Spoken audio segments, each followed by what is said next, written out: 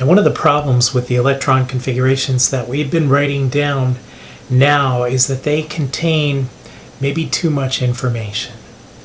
We don't always want to know about the electrons that are buried deeply inside the atom. All of the chemistry, all of the action occurs in the outer shell.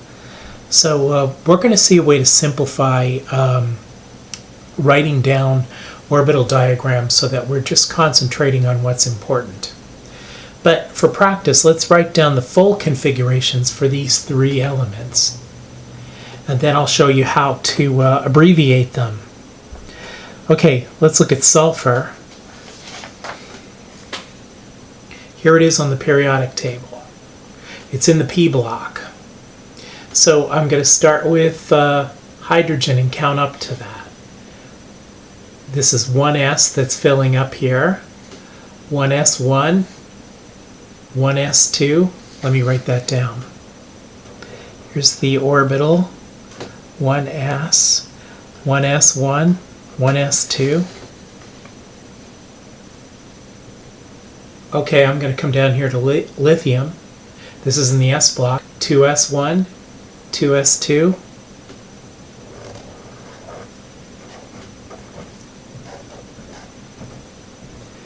Now, after beryllium here, I am over here at boron.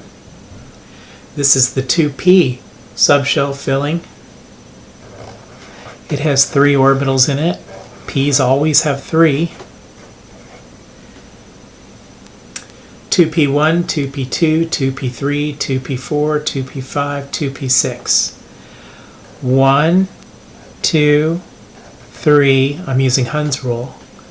4, 5, 6. So I start out spreading them out, lining them up as much as I can.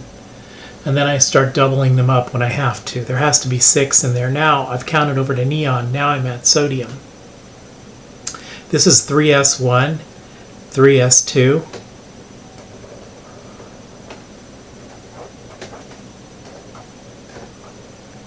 Okay.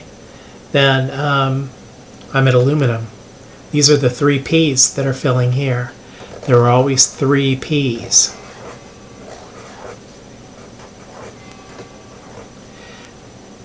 Three P1, 3p2, 3p3, 3p4. So I have to put 4 electrons in here. Spread them out and line them up, and only start doubling them up when you absolutely have to. So here's the full configuration for sulfur. The outer shell is what's important. What's the outer shell? It's the shell with the highest principal quantum number. So this is the outer shell. And this is where all the action happens in chemistry. So whenever there's a reaction and electrons are exchanged between atoms or bonds are made, they involve these electrons up here. These electrons just sit there and don't do anything. So we're not too interested in them. We call this the core. Now, if we take a look at how many electrons are in the core, let's count them. 1, 2, 3, 4, 5, 6, 7, 8, 9, 10. There's 10 electrons in the core, and that actually is a neon configuration that we're seeing in there. So the core configuration is neon. And we can look at the nearest noble gas to the element, the noble gas on the end of the row before the element, and that's the core. So here's sulfur. The noble gas on the end of the row before that is neon. Neon would be the core, and I could have, instead of starting from the beginning, I could have just started with neon and counted on from there. So let's do that. Let's see. If I start with neon, I'm going to put the core in brackets. So when you start a configuration with a core, you're going to put square brackets around it and put the symbol for the noble gas on the end of the row before your element there. Okay. Then I had, okay, so I'm starting from neon, and I'm going to start counting here. 3s1, 3s2.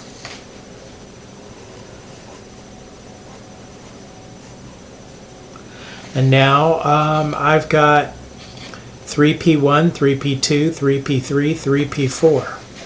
So I've got 4 electrons going into the 3p, which has 3 orbitals. 1, 2, 3, 4. Okay, there's a pair there. So this is a lot easier to look at and to write than this is. I'm using a noble gas core here. This part out here, this outer shell, has a name. This is called the valence shell.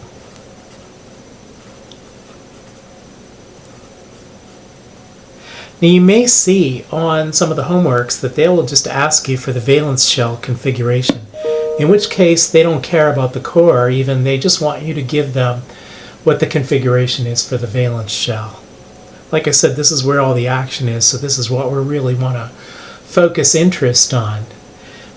When you're using jargon in science, when you're using all this strange notation, the idea of the notation is to hide unnecessary detail. And the core is unnecessary detail, usually. All right, let's do another one. Let's do potassium. Let me just, to keep things neat, do it on another piece of paper.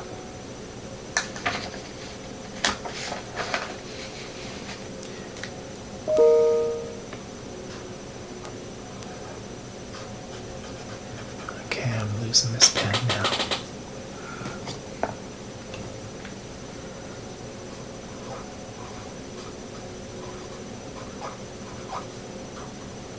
Gonna be losing this one too.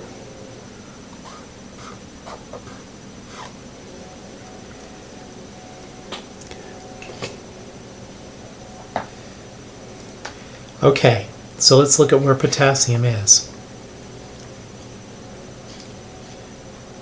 It's right there. Let's do the full configuration, just for practice. We have to start with hydrogen. So tedious. 1s1, 1s2.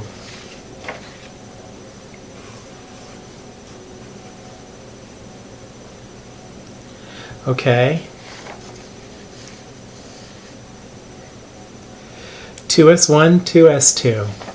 If you do this enough times, you're going to get very quick at it. It takes some practice. 2p's are starting here. 2p1, 2, 3, 4, 5, 6. 2p6. I'm going to write the 2p's into my orbital diagram. There's 3 p's always in a group. 1, 2, 3, 4, 5, 6. Okay, there's my p's. Now, I'm here. 3s1, 3s2.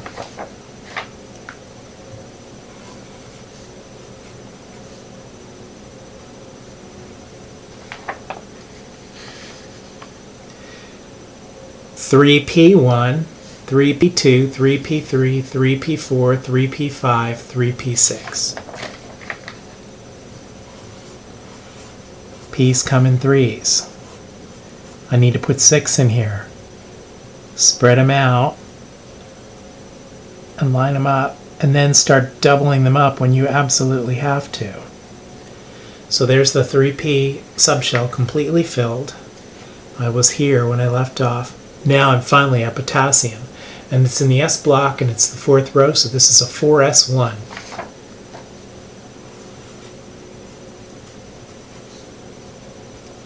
Now, where's the core and where's the valence? This is the valence. And all of this stuff is the core.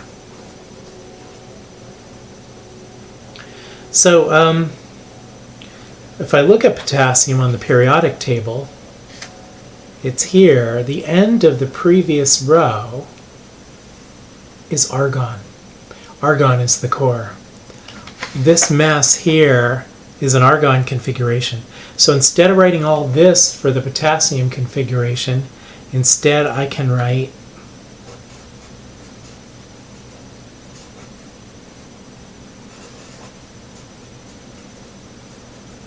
that. That's a lot easier to write and to look at than this is. And it takes a lot less time to work it out too. So let's do an argon configuration.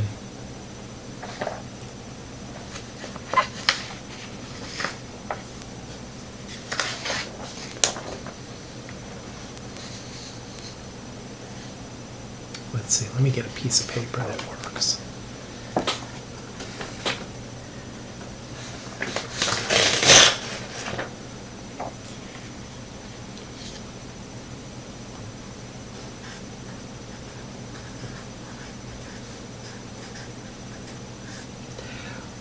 One last time, let's do a full configuration for it.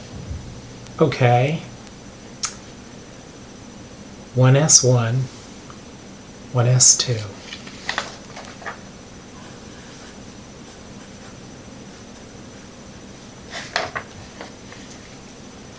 2s1, 2s2.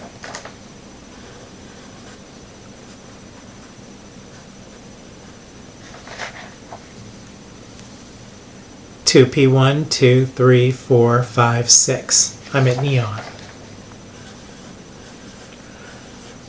With the p's, I always write down a string of 3 orbitals. I'm putting 6 in there.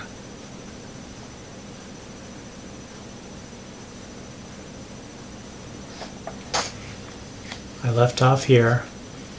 I'm coming back down here to sodium. 3s1, 3s2.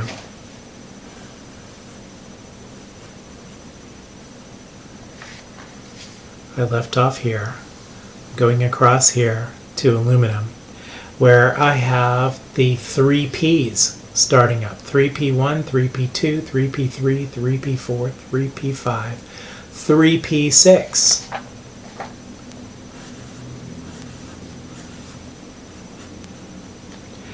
One, 2, 3, 4, 5, 6. Okay, there it is. That's the full argon configuration. Now let's write it with a noble gas core. The noble gas on the end of the previous row is neon. All of this is the core. That's the neon core. And really, my valence shell here is going to be just what I have over here.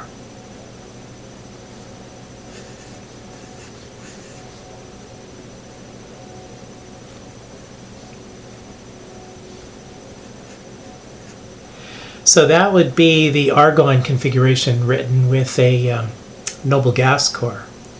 Now, if I was a wise guy, I'd say, well, I can just write this.